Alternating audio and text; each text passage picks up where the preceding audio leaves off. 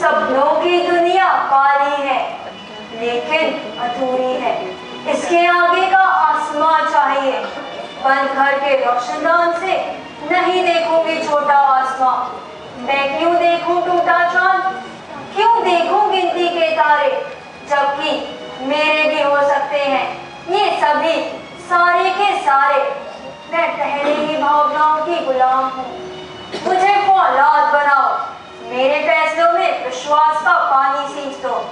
मैं छुई मुई से विशाल बल वृक्ष बनूंगी, याद रखना।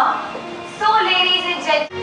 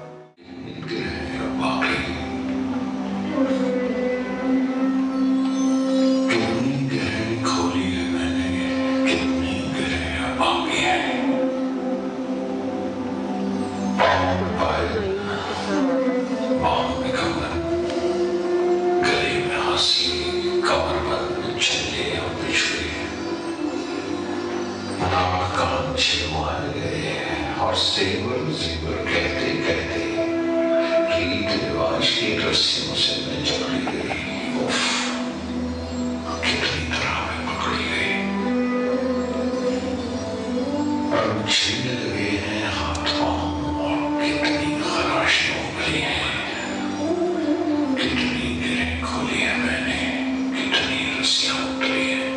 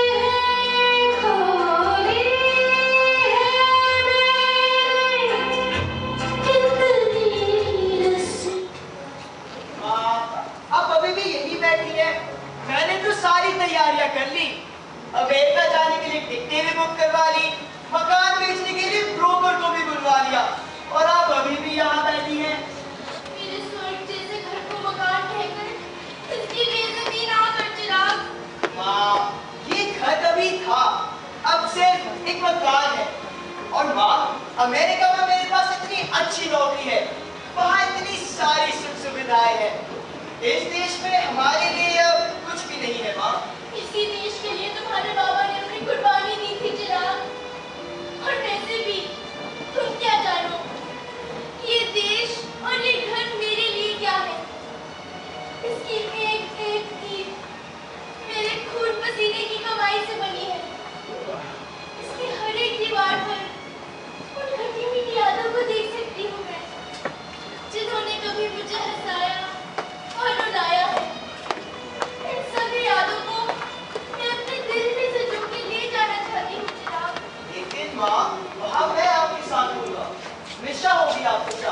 तराना होगी। ये देखो, ये शीशा है ना, ये तुम्हारे बाबा लाए थे मेरे लिए। ना जाने कितने सपने देखे थे मैंने इसमें। लेकिन माँ, अब आप इसे रखकर क्या करेंगी? देखिए ना, कितना पुराना लग रहा है ये। अब तो किसी एंटीक पीस से भी कम नहीं लग रहा। बहुत सारे पैसे मिल जाएंगे इसके माँ। इसका चांदी का जो फ्रेम है, और माँ इतना भारी सामान हम जहाज पर तो ले ही नहीं जा सकते। तुम्हारे लिए जो बेकार सामान है, उसकी कीमत मेरे लिए क्या है? ये तो मुझसे पूछो चिराग। अच्छा बताओ, अगर तुम ये घर बेचोगे, तो तुम्हें कितने पैसे मिलेंगे? माँ, यही कोई 50-60 लाख। बस 50-60 लाख? 50-60 लाख में मेरी सारी जिंदगी बिक जाएगी। 50 साल पहले एक विधवा, कमजोर, जमाने की सताई हुई औरत ने इस घर में कदम रखा था। तुम तो मुझे यहाँ से ले जाकर मेरी जिंदगी का मकसद ही खत्म कर दोगे चिराग। लेकिन माँ, वहाँ आप मेरे साथ रहेंगी, मेरी आंखों के सामने। वहाँ मैं आपकी खूब देखभाल करूंगा। अब मेरी जिम्मेदारी है माँ। जिम्मेदारी?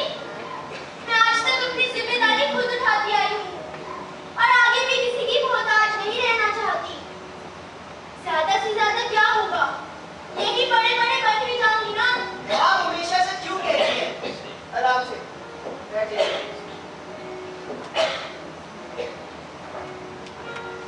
आराम से। माँ, समझने की कोशिश तो कीजिए। मैं वही कर रहा हूँ जो आप मेरे ठीक है। मैं कोई बच्ची नहीं हूँ चिराग। 70 साल की एक बूढ़ी औरत हूँ। क्या अभी मैं अपने पैसे खुद नहीं दे सकती? बचपन में माँ बाप, फिर ससुराल वाले, ये समाज और अब औलाद। आज तक कभी भी किसी ने मुझसे नहीं पूछा कि मेरी खुशी किसमें है, मैं क्या चाहती हूँ। और अब तुम भी। ऐसा नहीं है माँ। मैं कोई कठपुतली नहीं हूँ चिराग, जो हमेशा दूसरों के इशारों पर नाचती रहूँ। माँ, बात तो समझिए। बस, अब और नहीं। अब मैं अपनी जिंदगी के ये बच्चे कुछ लम्हे अपनी मर्जी से जीना चाहती हूँ। माँ, एक बार मेरी बात सुन तो लीजिए। दादी, अरे बेटी आराम से। अरे माला, कैसी हो बेटा? दादी, कैसे हो बेटा? दादी, it is so beautiful. हम सब लोग कितने सिंपल हैं। Such rich culture. I feel like daddy के साथ यहाँ पहले क्यों नहीं आई? माँ, आराम से। आपकी खांसी तो बढ़ती है। निशा, जरा पानी लाना।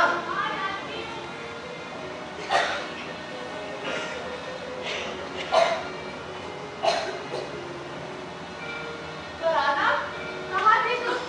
कहाँ से घूम आ रही हो? वो घर बैठे बैठे बोर हो गई, इसलिए बाहर घूमने चली गई। You should also see how beautiful this place is. और तुम्हें एक चीज अच्छी नहीं लगी? वो है दिल्ली के मालिक का परिवार। जानती हो मम्मा, ये उनकी बेटी है, लेकिन ये स्कूल नहीं जाती। और इसका छोटा भाई, वो स्कूल जाता है। ऐसा क्यों मम्मा? राना, यहाँ ऐसा ही होता है। पर एक बात कान खोल कर सुन लो, आज तक घर से बाहर अकेले नहीं तो देखना। दादी, दादी देखिए ना, मम्मा मुझे हमेशा डांटती रहती है। ये कुछ नया थोड़ी ना है बेटी। हमेशा से हर घर में यही होता है। हम औरतें अपने पल्लू में गांठ बांध के रखती हैं और ये समाज हमें ही गांठ में बांध के रखता है। दादी, मैंने सुना है इंडिया में बहुत सारी कहानियों ने जान लिया है। राजा रानी की कहानियों ने। दादी, प्लीज मुझे कहानी सुनाओ ना। हाँ हाँ बेटी, मैं सुनाऊंगी। ओहो राना, क्यों माँ को परेशान करी हो? जाओ अपने कमरे में जाओ। हाँ राना, जाके कपड़े बदल लो। अरे क्यों डांट रहे हो बेचारी बच्ची को? माँ, ये दिन ब दिन बिगड़ते ही जा रही है, हमेशा अपनी मनमानी करती है। बस बस, तुम मुझे मत सिखाओ कि बच्चों को कैसे पाला जाता है। तुम जैसा जिद्दी बच्चा तो कोई हो ही नहीं सकता। हाँ। चलो बेटी, मैं तुम्हें सुनाती हूँ। जरा बैठने तो दो। काफी जल्दी सुनाओ ना। अरे हाँ हाँ। अच्छा सुनो, मैं तुम्हें सुनाऊंगी तो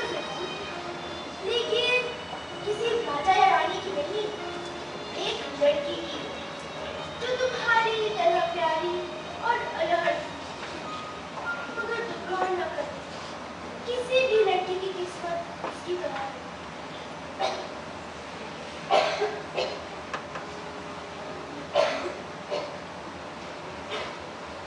कहानी शुरू होती है एक छोटे से गांव से, जहां एक माँ अपने बच्चे को जन्म देने वाली है, मगर उसे चेतावनी दी जाती है कि उसे एक बेटे को ही जन्म देना होगा।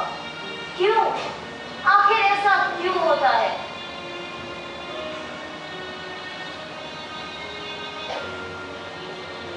माँ, माँ, माँ,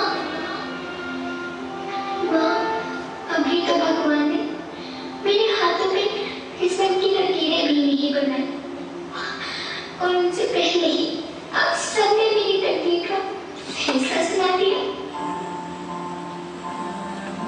माँ, मुझे जी लेने दो, अपनी कसम मैं आपको कभी तंग नहीं करूंगी। माँ, मेरी स्कूल फीस की चिंता मत करना, मैं भैया की किताबों से अपने आप ही पढ़ लिख जाऊंगी।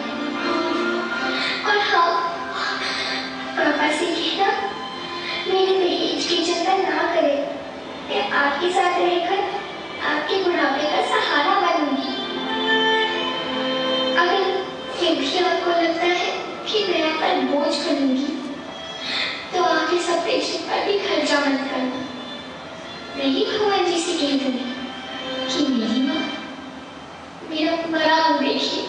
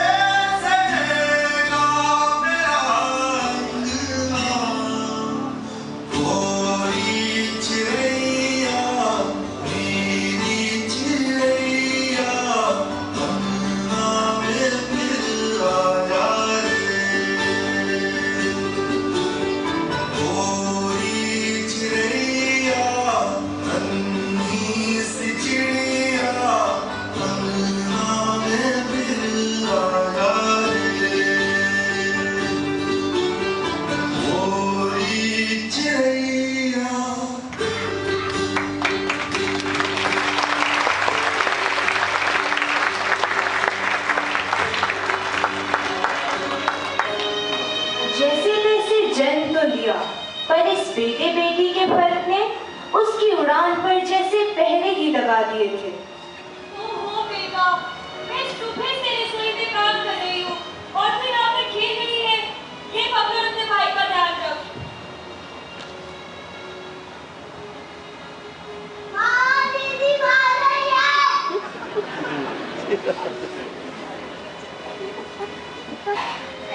ओहो, क्यों मार रही है अपने भैया को? ये पकड़। हाँ, माई कहाँ जा रहा है? स्कूल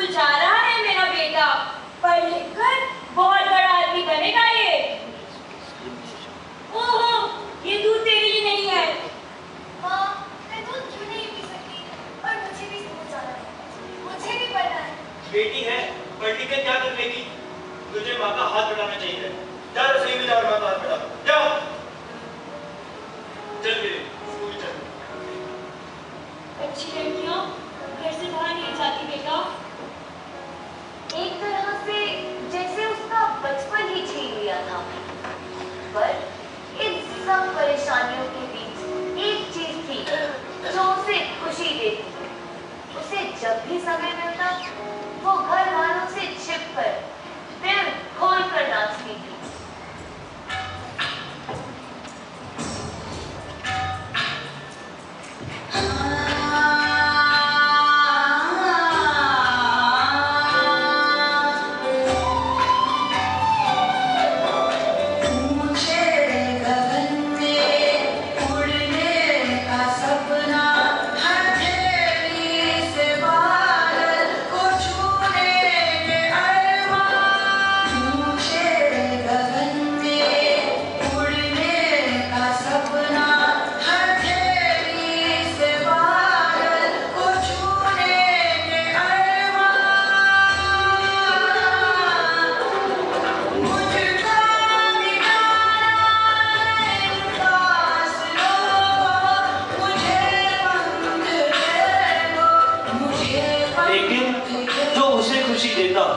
वह उसके परिवार वालों के लिए एक बहुत बड़ा अपराध था। नाचना करती लड़कियों को शोभा नहीं देता। चल अंदर जा।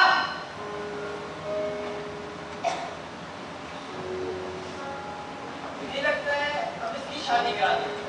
जी अगर जाए तो वहां जाकर जो मर्जी करे। इसकी शादी की तैयारियां करो। जाओ। जी अच्छा। भाभी मेरी शादी पर मैं तो सिर्फ 12 साल की हूँ। हाँ तो किसने कहा था तुझे नाचने के लिए? बढ़िया ही नाचने वाली। ले भुगतना भी सब कुछ और चल मेरे साथ अंदर। चल बहुत सारी तैयारियां करके तेरी शादी की। हाँ अभी तो बचपन की दहलीज पार भी नहीं की थी कि उसे शादी नाम के पिंजरे में बंद कर दिया गया।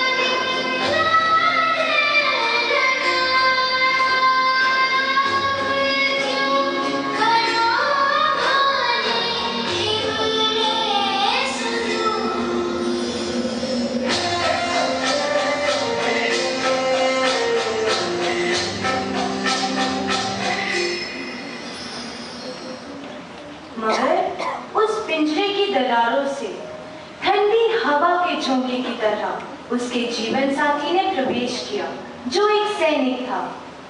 उसने अपने प्यार की बारिश से उसे इस तरह भिगो दिया कि हर दीवार ढह गई। उसने पहली बार महसूस किया कि रिश्ते क्या होते हैं, प्यार क्या होता है।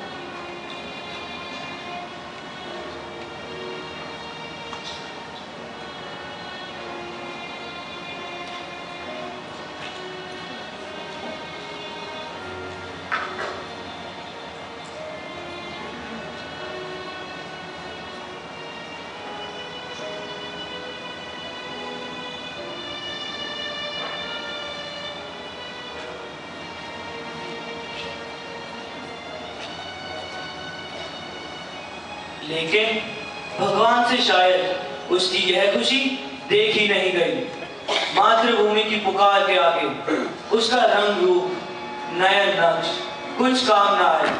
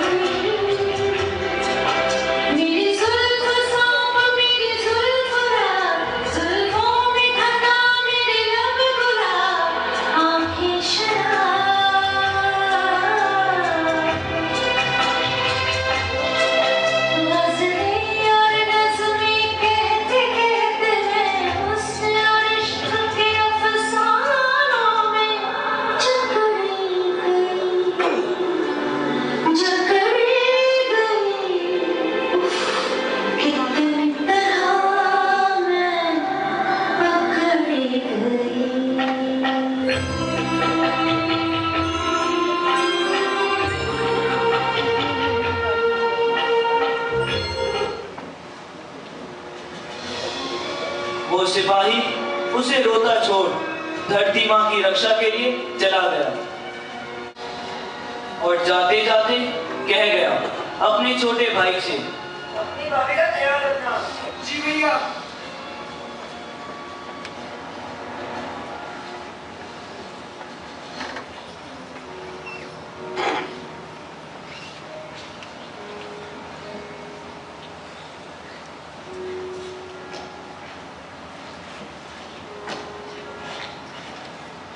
और फिर शुरू हुआ उसके जीवन का एक नया दौर, जिसकी शायद उसने कभी कल्पना भी नहीं की होगी।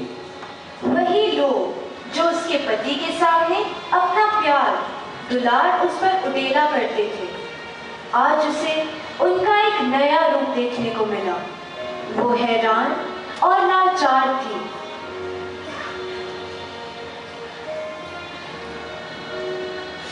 लो, यहाँ बैठी है माँ रानी जी। बहुत आराम हो गया और वैसे भी अब वो काम पर चला गया है। इतनी जल्दी वापस नहीं आने वाला। और सारा काम कर। जब देखो आराम, तब आराम। भाभी, आप अभी तक यहीं पर बैठी हैं। मैं सुबह से सारा काम करके थक गई हूँ। बस अब मुझसे और काम नहीं होता। आप ये सारे कपड़े धो लेना। और हाँ, वो रसोई में बर्तन भी पड़े हैं, वो भी सब साफ कर देना। कब तक आप अपने मेहंदी का करने का इंतजार करेंगी?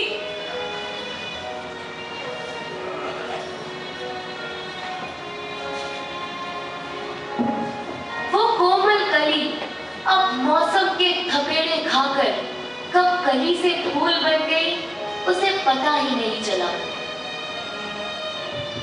उसके भीतर एक नया जीवन पल रहा था, जिसके एक एहसास से ही वो अपने प्रियतम के इंतजार में खुशी खुशी दिन काटने लगी। मगर ये क्या?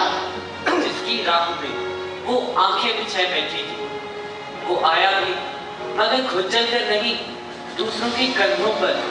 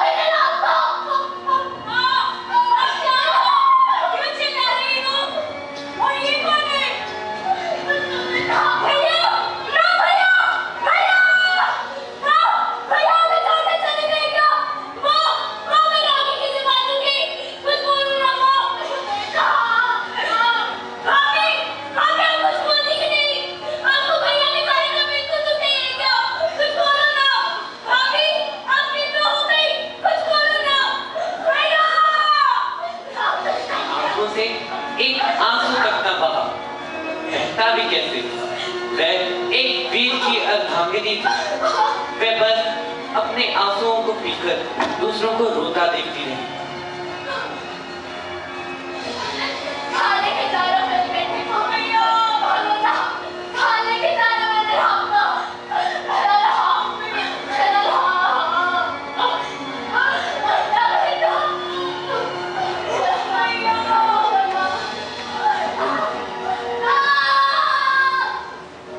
सब कुछ तो पहले ही बदल गया था।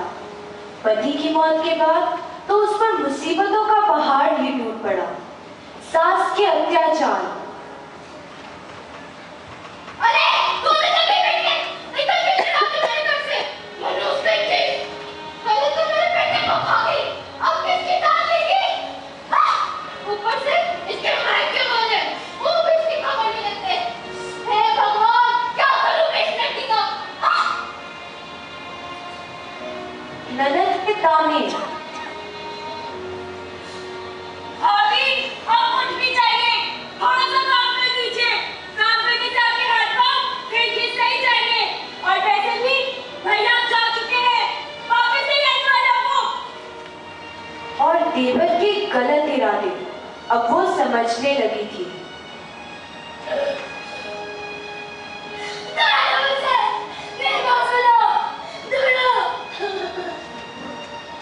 सब कुछ सहती रही, सिर्फ और सिर्फ अपनी औलाद के लिए।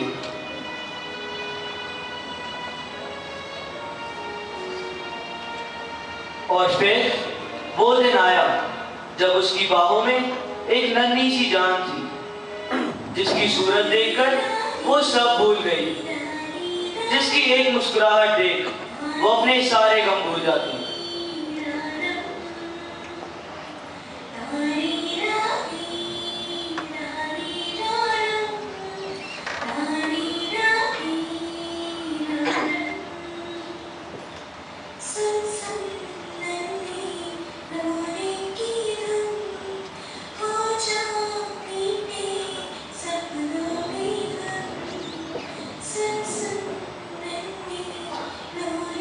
मगर उसकी परीक्षाएं तो अभी बाकी थी।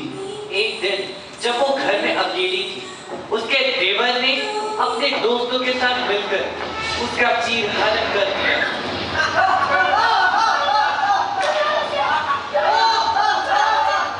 मैं एक साधारण सी स्त्री, कोई द्रौपदी नहीं जिसे बचाने में कृष्ण आए। मैं चीखती रही, चिल्लाती रही, लेकिन उसकी चीखें उस घर की दीवारों में दब कर रही। इस बहरे समाज को उसकी चीखें सुनाई ना दी, मगर प्रकृति मां उसकी यह आदत देख रो पड़ी। बादलों ने बहुत शोर मचाया, लेकिन इस बहरे समाज को उसकी चीखें सुनाई ना दी।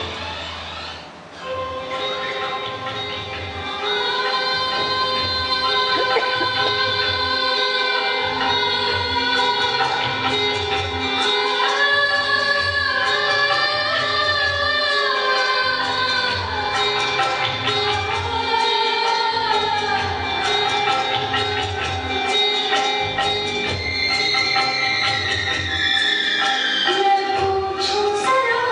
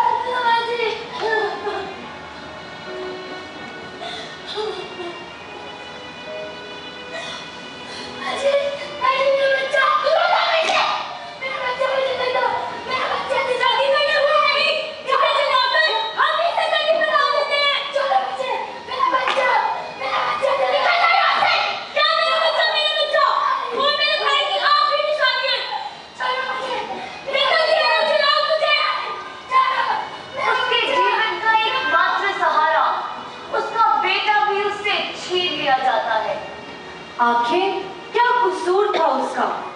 बस यही कि वो एक लड़की थी। लोगों को तो मौका मिल गया उसकी फटी ओढ़नी को और तार तार करने का। अब क्या करती बेचारी? चारों तरफ अंधेरा, कहाँ जाती? मायके के दरवाजे तो पहले ही बंद हो गए थे। ये कहकर कि अब वही तुम्हारा घर है, वहां से तुम्हारी अर्थी उठे। अब उसके पास एक ही रास्ता बचा था कि वो अपने इस जीवन का अंत कर ले।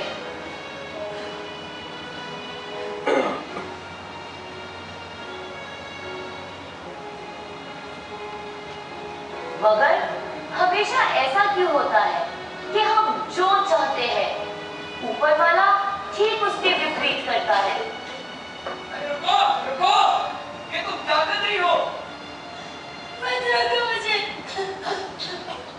मैं मरना चाहती हूँ, मत जाने दो मुझे। क्या तुम जानती नहीं आत्महत्या करना पाप है? तुम कौन हो जो मुझे पाप में पूजने के बाद बनाने वाले? जो मेरे साथ हुआ क्या वो पाप नहीं था? मर जाने दो मुझे, मैं नहीं जीना चाहती। भगवान ने मुझसे मेरा बलि छीन लिया, समाज ने मेरी इज्जत लूट ली। अपनी ससुराल वालों ने मुझसे मेरे जीवन की चमड़े को छीन लिया, क्या वो पाप नहीं था? देखो बहन, मैं समझ सकता हूँ तुम्हारे साथ जो हुआ वह बहुत गलत हुआ, लेकिन आत्महत्या तो किसी समस्या का हल नहीं है। तुम एक नारी हो और नारी रूप होता है शक्ति का। जो तुम कर सकती हो वह पूरे समाज में और कोई दूसरा नहीं कर सकता।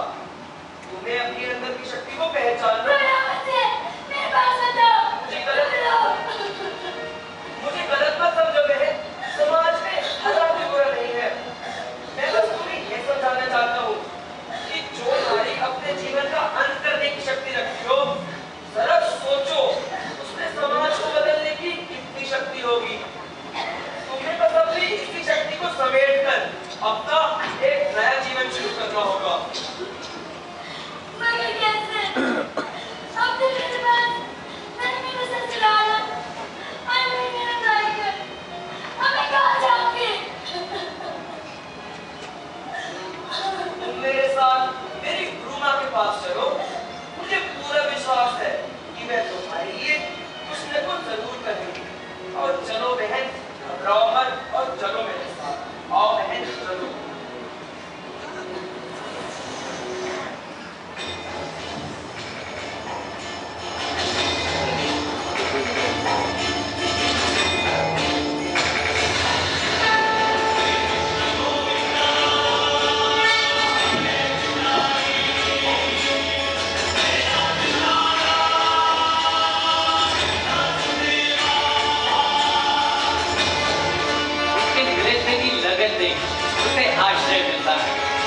बहुत बड़ी नृत्य आचार्य, वह उसकी पूरी कहानी पढ़कर उसे अपना शिष्य बना लेती है।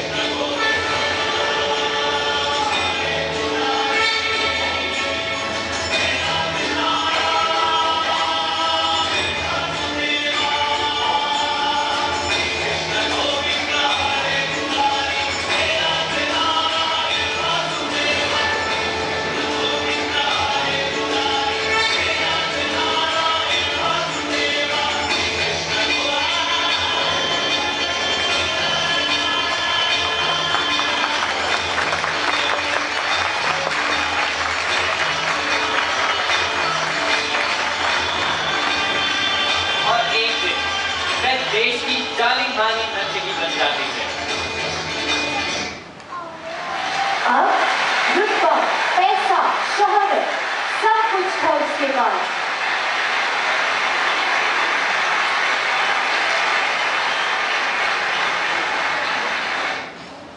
अगर कोई कमी थी तो वो थी उसकी औलाद की, जिसके लिए वो आज भी तड़पती थी। और एक दिन उसका ये अरमा भी पूरा हो जाता है। उसका बेटा, उसका चिराग उसकी आंखों के सामने खड़ा होता है। उन्हीं लोगों के साथ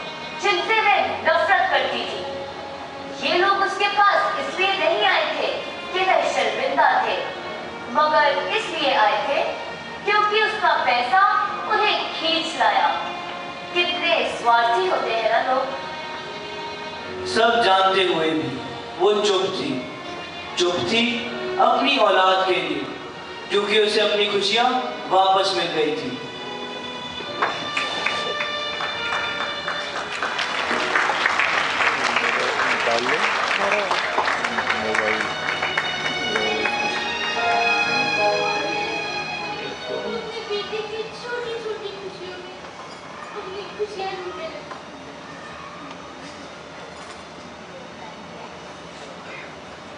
कितनी दर्द भरी कहानी है ये माँ।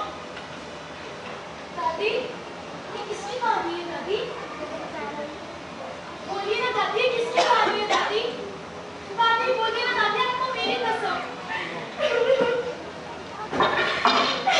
मेरी कहानी है, ये मेरी कहानी है, ये मेरी।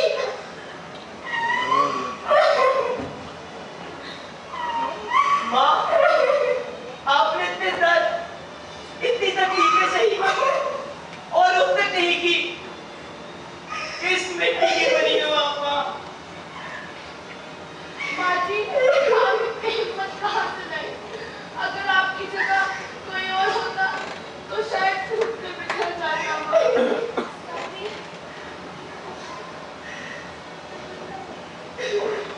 दादी, मैंने फैसला कर लिया है दादी। मैं पापा और मम्मी के साथ विदेश नहीं जाऊंगी, मैं आपके साथ रहूंगी दादी।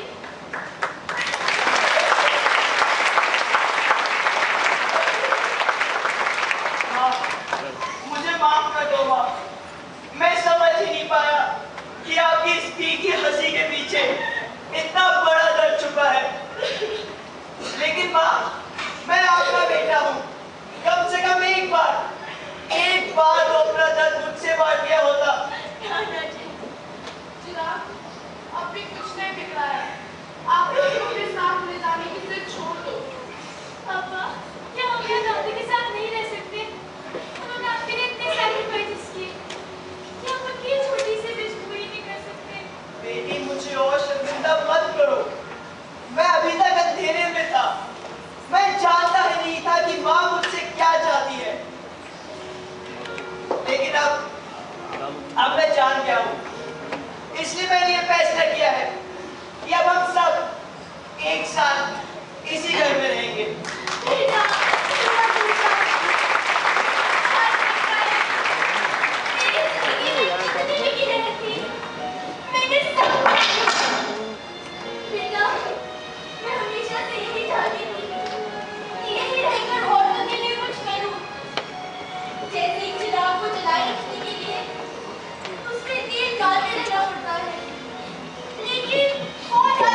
जा रहे हैं क्या? जल्दी कोई और नहीं, हमें भी अपने माँ को लाने जा रहे हैं। इससे पहले कि इस दुनिया की आधी इस ब्लॉक को बुझा दे। हम औरतें हमेशा अपने परिवार वालों के लिए, अपने बच्चों के लिए, इस समाज के लिए जीती आई हैं। लेकिन अब समय आ गया है कि हम अपने लिए कुछ करें। हमें इस समाज को बदलने का इंतजार नहीं करना है, बल्कि हमें ही समाज को बदलना होगा, एक होकर।